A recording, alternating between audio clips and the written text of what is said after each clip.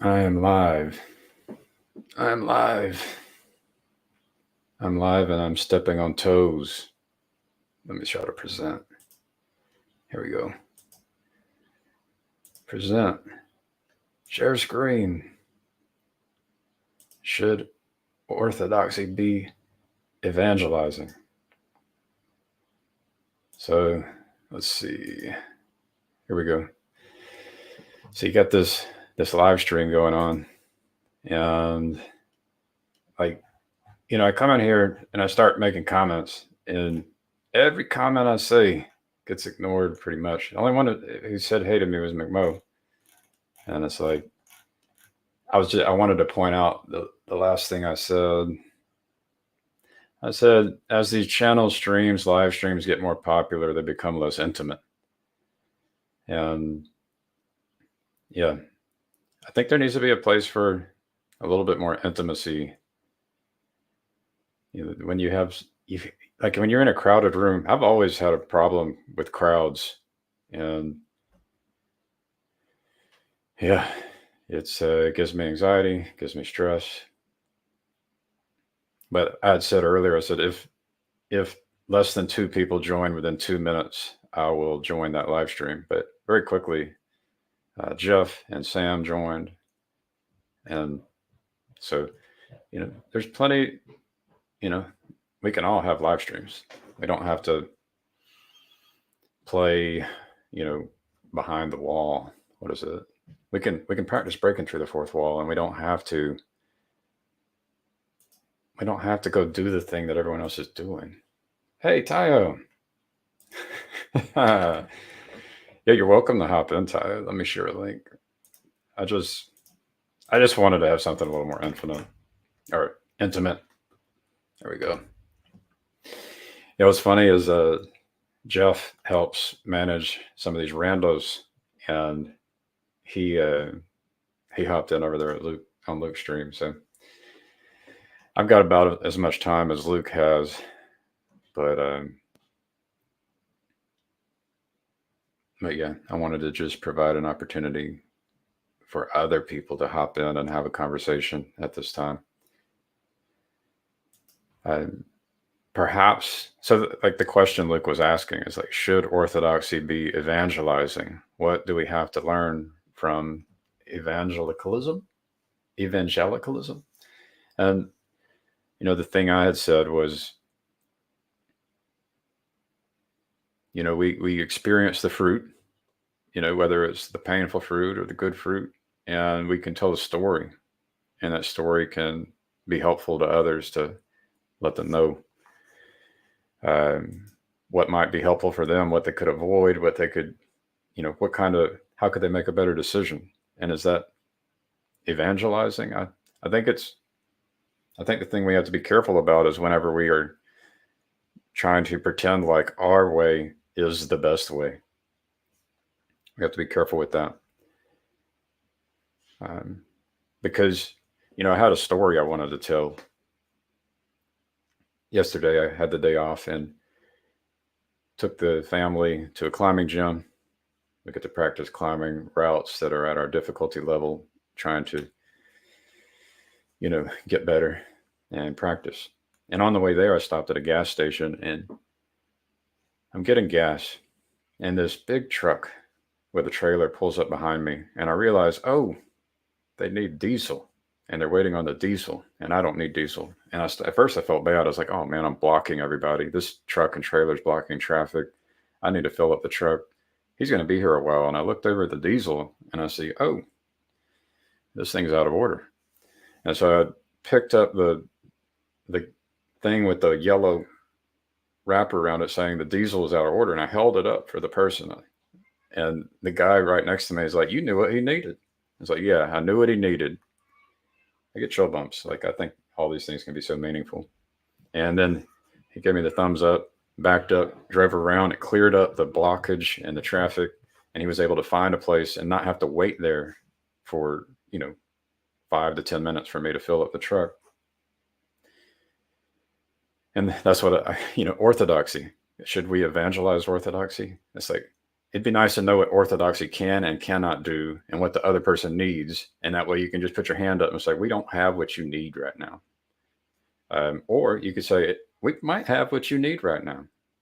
And it would be nice if you could even point them, after getting to know them, point them in the direction which would be helpful for them. Because the problem with evangelism is when we start to think that our way and our denomination and our organization, our religion is going to be the thing for everybody. It bugs me. And then you got Phlebas in the chat over there. Let me go over there. Let's see. I could even drop a link to StreamYard over here. That might be interesting, right? Invite, copy. I don't even know. Well, I don't think Luke would doing a meta live stream over here.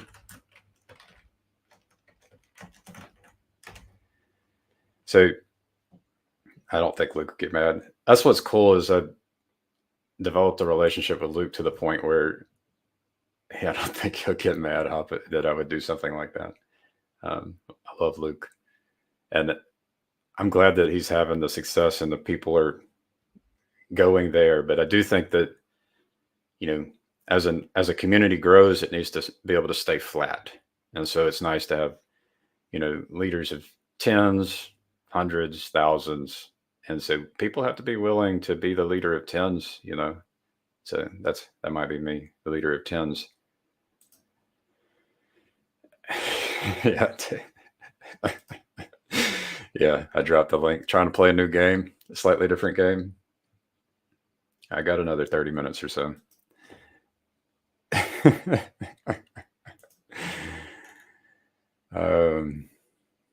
But yeah, I wonder how many people are in this thing right now. Let's see. These things can get big sometimes. Yeah, there's 4. Once you have enough people, when you have a one-on-one, it can be very intimate. Once you add the next one, it becomes a meeting. And then as you add more and more people, it can be difficult to actually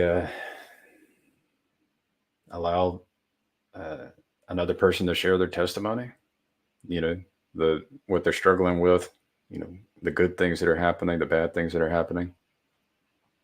And there's nothing wrong with that kind of evangelizing. Let's see. Jumped over. Yeah, there should be an invite if y'all want to. Yeah, I mean, it could be a little rude that I'm not listening in on it, but it's also, I wanted to provide a space where other people who might want to talk about the topic could hop in. Yeah, I need to work in about 30 minutes. And so when you're if you go over to the Grill Country live stream, you'll have more people and it's harder to actually interact. I think there can be less intimacy. You can go to Luke's, there's less people. Come over here. Here we go. What a mulching right now. Otherwise, I would definitely jump in.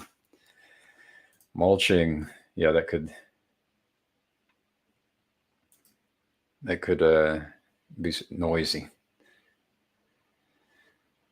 But yeah, maybe I'll listen in, see what they have to say, and then chime in as needed, or just pay attention to the hive mind, right? So they are talking to each other, and they can't. I'm just going to steal the hive mind. I could go over to Grill Country and steal the hive mind as well.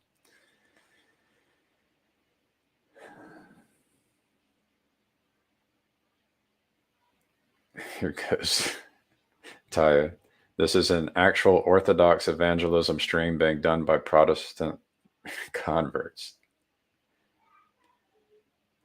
So yeah, it's interesting on that proselyte. Luke said something. He said that Orthodoxy is like Judaism, that there's no proselytizing. Meanwhile, I'm paying attention to Chazi and the No Hides of the TLC and Brit Shalom, and I'm reading it, and it's like, it seems to me that There we go. Hello, Ron. Hey guys, how's it going? Can you hear me? I can hear you. How are you? Good. Listen, can I? If I do, can if I keep working, is that okay? You won't be able to see me, but you can hear me. Yeah, that's fine. Oh, cool. Because I'm working right now, and they don't know that I'm playing hooky and actually talking to people. So I love my job. That's okay with me So, as long as you're doing good work. well, you know what? I'll tell you what. For you guys, I'll make sure I do. Awesome. So, what are you guys talking about today? Well, it looks like Luke wanted to talk about evangelism within Orthodoxy, and Uh-huh. I was thinking it'd be nice to be able to identify what Orthodoxy can and cannot do, so that you can get to know a person and you can let them know whether or not Mhm. Orthodoxy is right for them or maybe not right for them. Right. Right. I like that. I really I'm Protestant, at least you know what I mean. Like that's because everyone's Protestant in my neck of the woods in Indiana, and I've been around Catholic folks for several years, and they're good people, but I know absolutely zero Orthodox folk except for people on TLC and Jonathan Pageos, such as that. Right. So, what is Orthodoxy?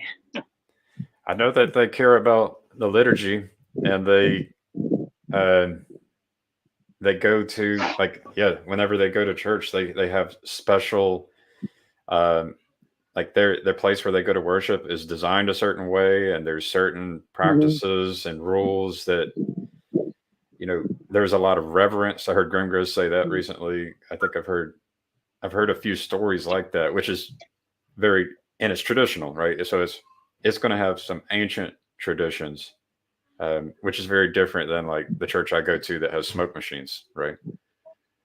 Right. Okay. And so there's things that can be done in my church, and there's things that can't be done in my church, and then there's things that can be done within an Orthodox church, and there's things that can't be done within an Orthodox church. That's my thinking. Now I may be wrong. Right. Well, I was wondering, is there like a top 10 what it is to be Orthodox as opposed to anything else?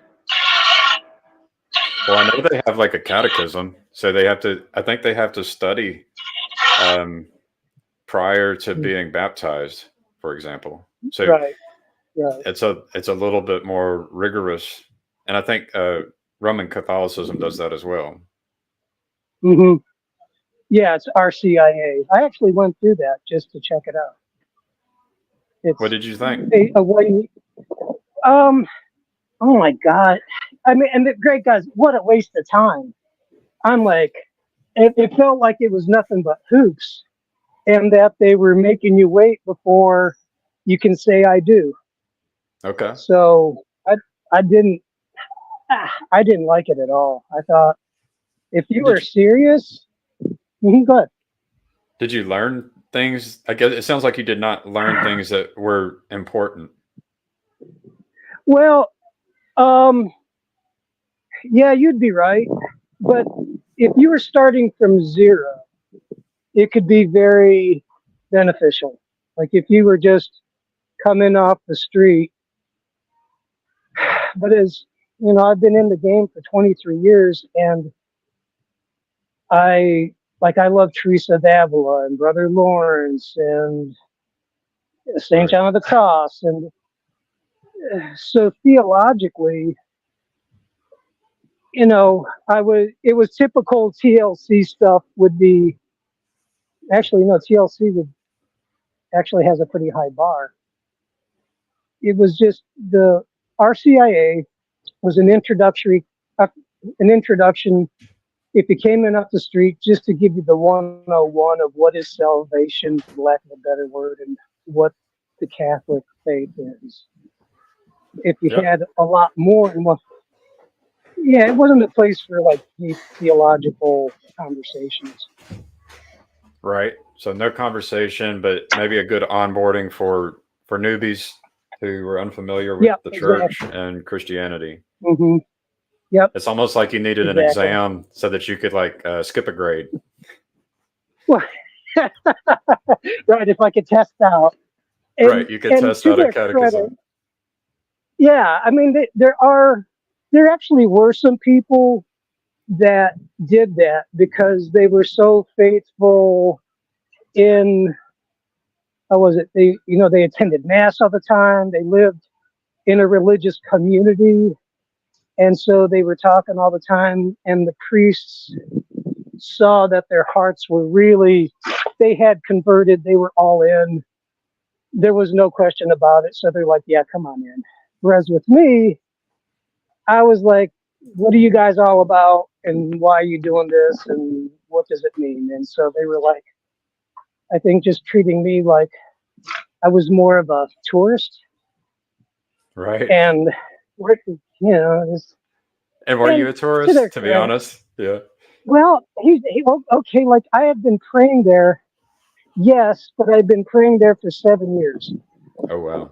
And yeah, they have a 24/7 prayer room that was like my gymnasium. I'm like, okay, like they gave me the pass code into the place, and Right.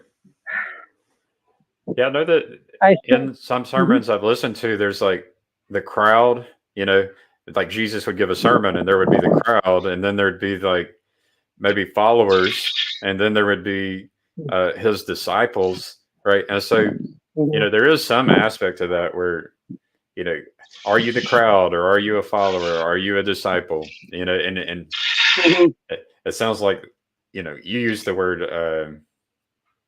that you're a tourist. So Yep, there's a question there. Exactly what category do you fall into? You know, yeah. I I'll be honest. If I wanted to be Catholic, I would have been Catholic a while ago. right? But it was. But I was definitely curious and seeking, and I was actually I pulled the pin. I'm like, I prayed. I'm like, God, if you want this, we need to talk. But I'm not. It'll be confusing, but I'm listening. Yeah, that sounds And like the right approach. Is I had someone recently ask me, "Are you converting to Judaism or Islam?" And I'm like, at first I said no, and then on a second thought, I was like, well, if God wanted to push me in that direction, then it's going to happen. So I feel like that's a more humble approach of just saying, you know, uh, God, your will be done, not mine. yeah,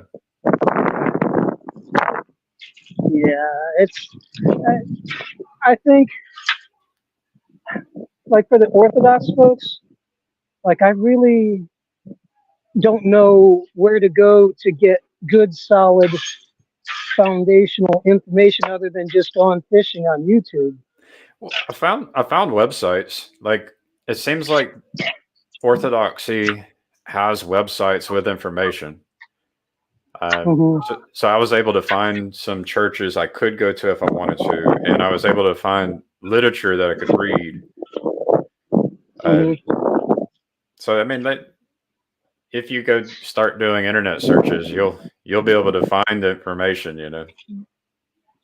Well, I really actually enjoy listening to you guys, on the channel, because I think you get a better. I absorb what Orthodoxy is, not just the nuts and bolts of it. Yeah. Um, Here's it's, so I want to just mention that something that does occur to me is that these traditions are there's some kind of wisdom embedded in the traditions, and then whenever you do the yeah. practices, it ends up being beneficial in ways that you would have not expected, right? Until you Okay. actually Yeah. participated in it. And so I think Yeah. there's something Hmm. like that going on as well. And I think there's things like that Hmm. going on in Judaism and Islam as well. It's just when you're Hmm. outside of the tradition and outside of the culture, you might not Hmm. even be able to see. You might be blind to the things that happen to the people that are doing it. So Right. Yeah, I can agree with that pretty easy. So, are you because I'm converting sure to you have Judaism or Islam? That's not the plan. I don't see that happening. Okay, I just go to asking. Want to know? I go to a church with smoke machines right now, so Right. Yeah. Well, you know what? I've been there myself. Um, and this is something this is my own personal question. And this would be for the Orthodox and Roman Catholic, and I guess the TLC in general. And I like saying it kind of not in a crowded room because I'm asking because I don't know, so it's not like bust on anyone or criticize. When you say you go to a place that has smoke machines, I understand that. And so have I.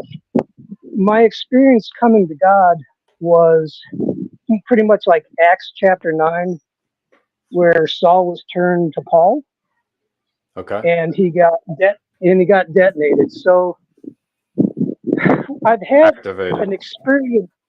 Okay, activated. That works. I have experiences first and then get understanding later that confirm the experiences. Okay. And so I didn't know. And so in TLC, Catholicism, Orthodox, and even the churches with smoke machines, I guess what I'm looking for is a place and people that have had contact with God, and for lack of a better word, mystical, which I really don't like using, but it's like, did you meet Jesus? Did you meet God? Did you get Right. changed? Right. And okay, I just didn't know how that came across. To be honest, in just about every community I've come in, they look at you like, you got tinfoil on your head, dude. Like maybe a little bit, like you talk to UFOs and aliens. I'm like, no, I talk to Jesus. How about you? Yeah. I Yeah. And then if Jesus talks back, some people are surprised because they don't really hear a lot from Jesus, right? That's exactly what I'm talking about. Right. And I mean, And honestly, I haven't heard a lot from Jesus. So it's, I've had little glimpses and little things that I've heard and that, and there's a question. It's like, was that you, Jesus? And so, right. but it, and so yeah, I mean, and I've experienced transformed heart. My heart has transformed, and so there's things like that. But I wouldn't be surprised if this didn't happen within every denomination, and I wouldn't be surprised if this even happened within people who've never even heard the name of Jesus. Okay, I got you. So, like, I do think, like, I think Jesus will come to you, right? And I don't think Jesus will Right. care that you know his name properly, unless he wants you to know his name properly, right? So, if he wants you to know him as Jesus and sends you off to a certain denomination or church or people, Jesus can do that. I really do think Jesus can do that. It's like, so yeah, but I think it's the right question. I love the idea of people sharing their testimony. Well, I think, yeah, I mean, basically that's the candy for me. So you have a testimony. Yeah, I guess I do. Yeah, what you said is when you said I have a transformed heart. Right. That's it in a nutshell. For me, that you can't have a transformed heart unless Jesus has talked to you. That's good. It agrees with my experience. Yeah, that agrees with my experience. So. Yeah. Okay. See, that's actually, and I think maybe in the future, instead of me saying, "Do you talk to Jesus?" and them running away, I'll just say, "How has he changed you or transformed your heart?" Yeah, that's a good question. That sounds like a better question. Yeah, because actually I can prove it biblically. Nobody comes to God unless they are drawn by God. And if you are drawn by God, that means you've heard his voice and you said yes. So that Sounds means, right. you know, yeah, it's not complicated. It's just I have to figure it out so I can better communicate with people. And then when I come into places like TLC, dude, it was like finding a candy store. I was like, oh my gosh, you know, just wanting to talk to everybody because I didn't realize just how eclectic this place was. I'm like, Right. you got a big bunch of everything here. Yeah. I mean, I And, started at this dream because it's like, I think there needs to be a little corner of the little corner, you know, like hmm it can be intimidating going and hopping in a Paul Vanderklay live stream, for example. At least that's my experience. well, yeah, well, here, yeah, like Luke or Paul or so many others. I mean, the IQ of this place is insane. Like, There are I am smart not people. kidding Yeah. you. Yeah, Well, I here's mean, the and thing you about guys. Mhm. here's what I do about that, Ron, is I just say being slower than other people allows me to try and be a bridge for people Mhm. who would would not be interested or would not even be able to understand the people who are like have the knowledge and are speaking a language that Mhm. is like beyond the Mhm. average human. And so I can Right, be I it can be is. this, yeah, I can be the slow person who asks a question that, Mhm. and you know, it could make me appear to be the slow person, but then it's still in service. So I kind of feel like I'm being of service by being the slow person, and I can be of service by Mhm. being on a channel, you know, where there's not a lot of people, you know. So I think we can still do Right. that. Oh yeah. And the cool thing is, like, I've been listening. I think you call it the lurk. Um, Yeah. it's been about a year now. It was last March when I first accidentally. It was like the Pajot pipeline. You know, it was Peterson Pajot, Okay. and then I got turned on to a guy named Martin Shaw.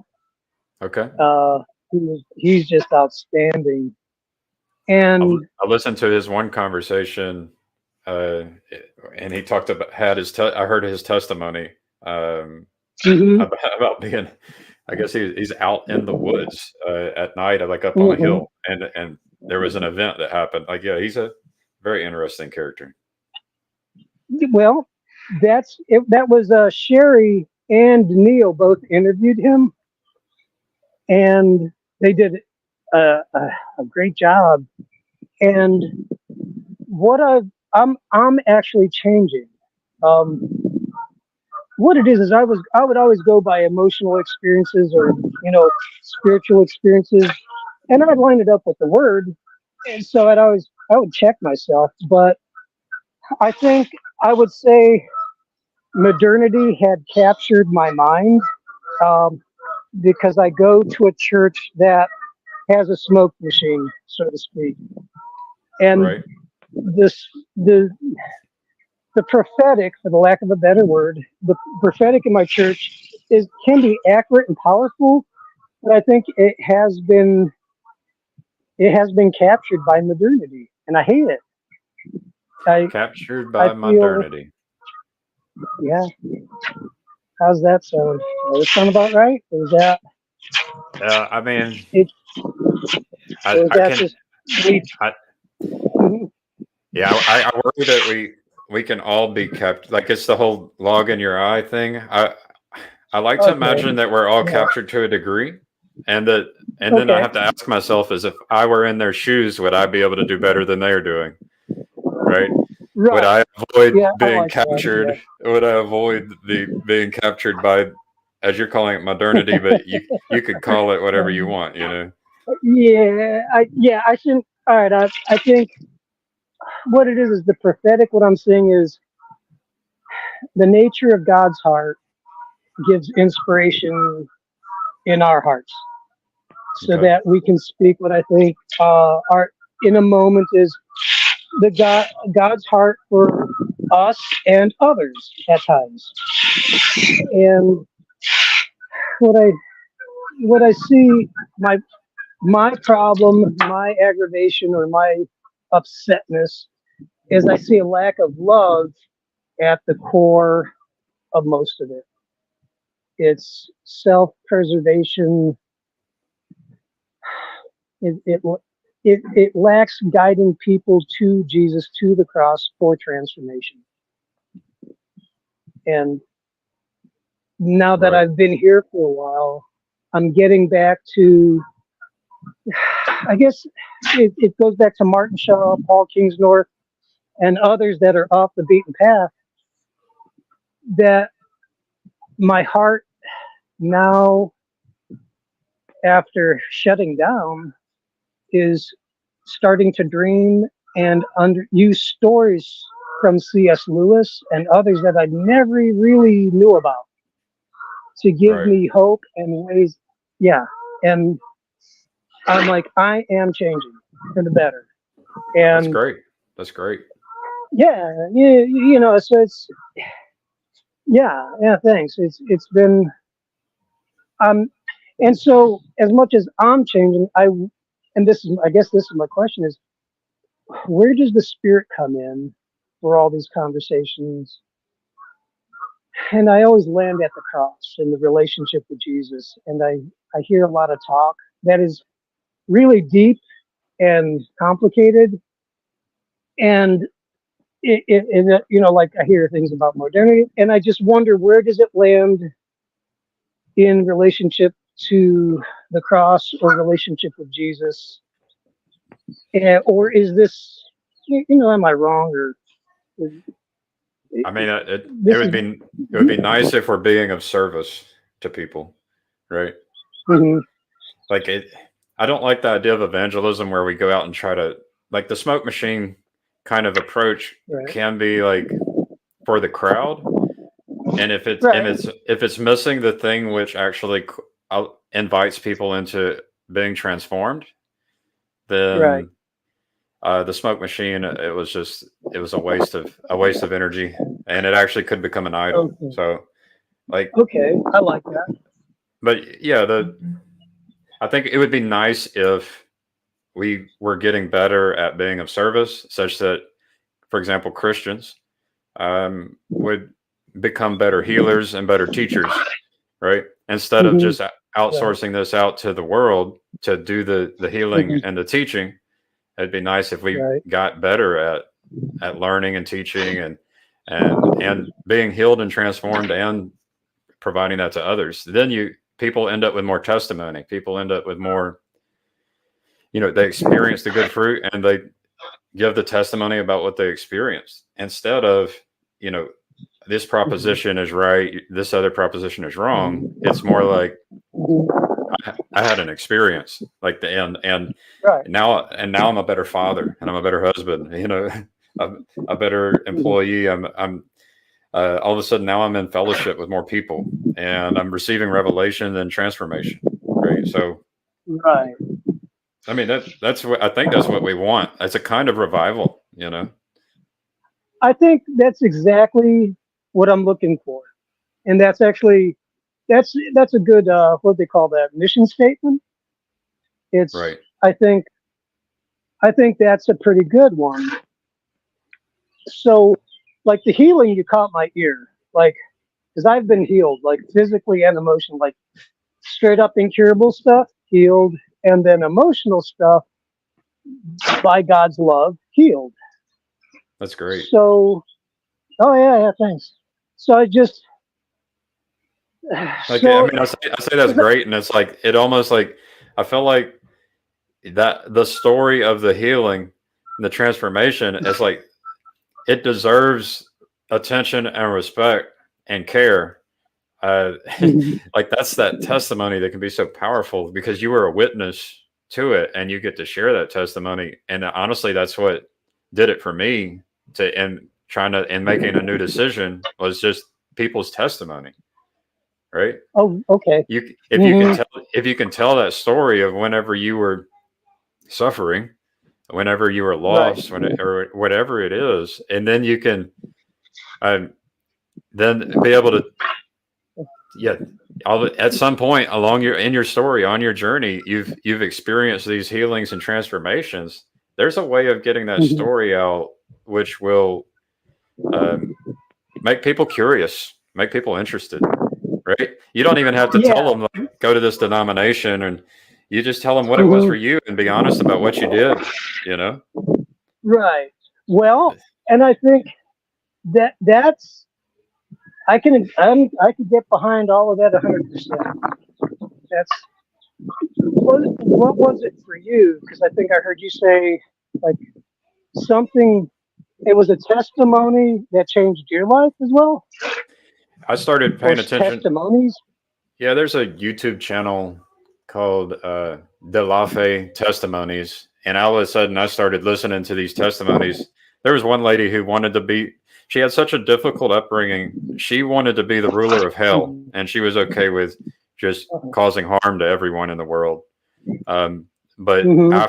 after her experiences, after coming to know Jesus, she you can see the peace within her, and so you Mhm. know, like, and if you come across stories like that, and some of them are better than others, some of them will speak louder, and or some of them will speak louder than others and impact more people, and some of them may impact fewer amount of people, but still that story is important for some people. And Right.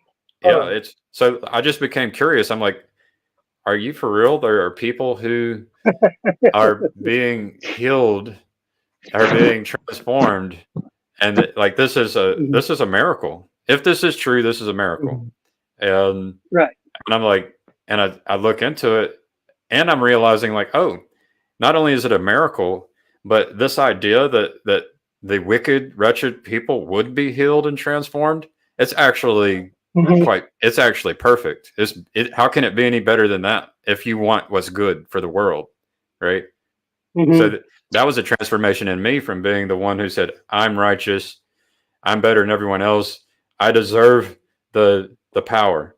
And next thing I Mhm. know, I'm like, oh wait, you're telling me that these wicked, wretched people who did the horrible things are going to experience the miracles and are going to be able to help glorify God better than me.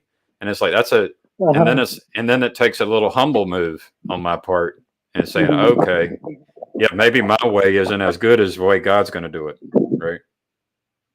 Mhm. So that was important. When when was that? I mean, I made my decision to practice making Jesus king on October 12th of last year. Oh So wow, dude! yeah, That congratulations. Oh, well, okay. You're fresh it's off the boat. yeah, exactly. Oh I mean, no, no doubt. I've been around, but the but yeah, I've experienced a lot more transformation in the last 6 months than I'd experienced in my whole life before Oh that. wow. So Oh, dude. Oh yeah. Okay, I know where you're at. Oh, dude, I'm so happy for you. Oh, so what was that? What was that moment like? Because this is okay. This is interesting. So, like, and give I only have me. about 4 or 5 minutes, Ron. All right, yeah, that's Well, fine. That's fine. yeah, I'll have to go in about 4 or 5 minutes. So. All right, fine. I mean, yeah, you could give me the Reader's Digest version. Well, uh, it, I would say Or you that can save it for another time. I can sum up kind of something really cool, really powerful. Is Yeah. that I had a dream long ago, and in that dream, I experienced something so powerful. Um, in my dream, there was this young girl in an airport and I thought I had a vision of the future, and she comes up and gives me a hug, and I felt Yeah. it felt so powerful and it was so unfamiliar to me that I only words I had to describe it at the time was nirvana in Buddhism. And Okay. I was like, Right. okay, I got to taste Nirvana. Nirvana's real. Like it's actually real. Right. And it was the best Okay. feeling I'd ever had in the entire world. The next time I experienced it was when I held my newborn son. And that's when I realized, oh, this is unconditional love. And so it was Uh, unconditional love flowing through me in that dream. And then years later, holding my newborn. And then after practicing making Jesus king, I've had just increasing amounts of unconditional love pouring out of me, and It could Ah, sound like I'm bragging, but it's more like a gift that I've received. Like the experience of yeah, it is a gift. And I was yeah. blind to it, before. So that's a part Mhm. of I'd say that's a part of my Oh, story that I mean the implications of that mhm, being able to if you, imagine if narcissistic sociopaths can be mhm, transformed into people who have unconditional love. Right? It's like, mhm. Right. wow, you know, Then they're how do not. you Yeah. it seems like we could study this with our science, It's like, wow, there's people The, who have become mhm, people who have unconditional love pouring out of them, miraculously being right. transformed. Wouldn't it shouldn't we be able to, like, actually, shouldn't this be an important thing that we talk about? Well, you can't make money on it, dude. So, yeah, and you can't. But actually, that's what happened to me. Similar, like Wow. what you're talking about. I'm like, oh wow, okay. And I realize I'm not the only one, but it's nice when you meet someone you're like, oh, dude, you too, and Yeah. you're like, Yeah. yeah, me too. Yeah. And then I hear stories of people who are Uh, like, they were into prostitution, robbery, pointing guns at people ready to kill them. They're in jail. And it's like, and right, they experienced it too. You know, it's like they went right. from the one who was willing to kill someone for their greed, and now they have unconditional love and this peace that flows, it's like having the heart of God, within you. It's like, oh my It, goodness. it actually is the heart of God within you. That Right. it absolutely is. I'm like, oh, dude, I'm like, hold on a second, because I know you got. Hold on a second, let me pull this out. Yeah, I do Like, I have know to you get gotta going go. soon. Yeah. Yeah, yeah, it was nice meeting you. It was. This is cool. Yeah. And it's I, I do like the small channel thing. I, on the big channel, well, it can't be too small or you're by yourself. And if it gets too big, there can yeah, be too yeah, yeah, many people. So it's got to be the right size. yeah, yeah, totally, totally. The, And your name's yeah. Gavin, right? I'm Gavin. Yes. Okay, all right, yeah, I've seen you around. So, um, no, if you do this more often, I'll have to come and play in the small kiddie pools, and then Yeah. I'll learn to swim with the big fish. So, Absolutely. Well, thank you for joining, Ron. Thank you for not leaving me in here by yeah, myself. good meeting you, dude. Oh, good to meet you. I'll Bye see bye. you. All right, bye bye.